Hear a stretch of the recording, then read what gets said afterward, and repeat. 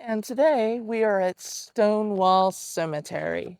This wall, which encloses the family burial ground of Nathaniel Wilson, one of the early pioneers of the West, who immigrated from Cumberland, Maryland, PA, and settles near this place AD 1798, when all around was one continued and uninhabited wilderness, was commenced by him AD 1838 and finished in the following year by his son Guston, the former having suddenly died May 12th, 1839.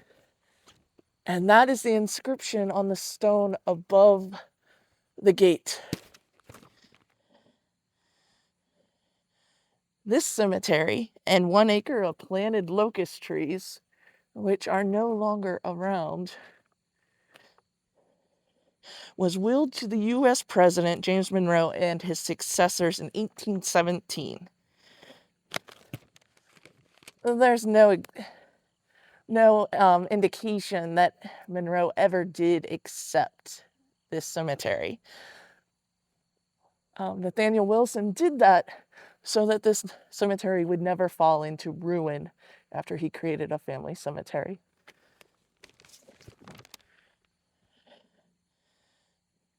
This is one of the finest examples of dry stone masonry in the state of Ohio.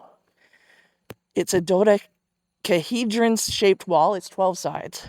It was built in 1838. The wall encloses the Nathaniel Wilson III's family. He immigrated from Cumberland County, PA in 1798. Wilson was extremely religious, and some say he was taking building instructions from heaven, is one of the theories on why this cemetery is so unique. Other theories is Wilson would show up at the quarry and at this site here while the workers were constructing it and quoted scripture and read from the Bible to the workers. Other theories about this cemetery is building the wall was a tribute to his Druid ancestors. And the proof is that the entrance here is north. And when you stand in the back of the cemetery, the North Star is right aligned with the keystone. The stone is black hand sandstone quarried from Allen's Knob, which is at Schallenberger State Nature Preserve, which isn't that far away, just a few miles.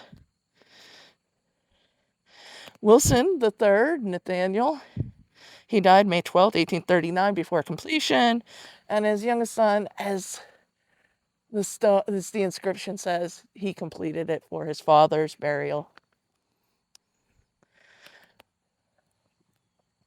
Now, Wilson wanted a piece of the Holy Land here in his cemetery, and he planted a cedar of Lebanon tree imported from Palestine in the center.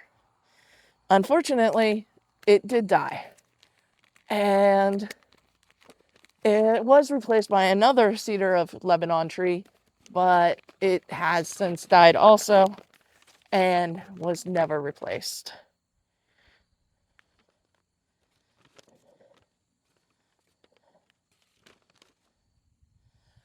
And as this was deeded to President James Monroe, for many years afterwards, the Fairfield County officials notified each new president that he was the trustee.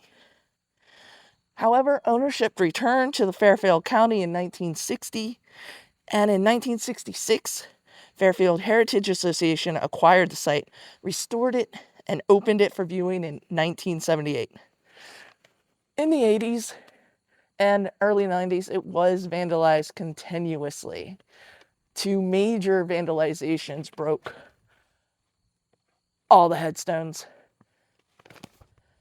As you can see, there is no headstones left. They're all in pieces and were placed up as best they could. Eventually, it came under the care of Hocking Township trustees until 1998 when it was acquired by Fairfield County Parks. The gate here is kept locked to stop any more acts of vandalizing. Besides the tombstones having all been broken, there is also graffiti. You can see that people have carved things into the sandstone. Now, the folklore and the paranormal stories about this cemetery is if you climb on top of the wall and you light 3 matches, you will be knocked off of the wall.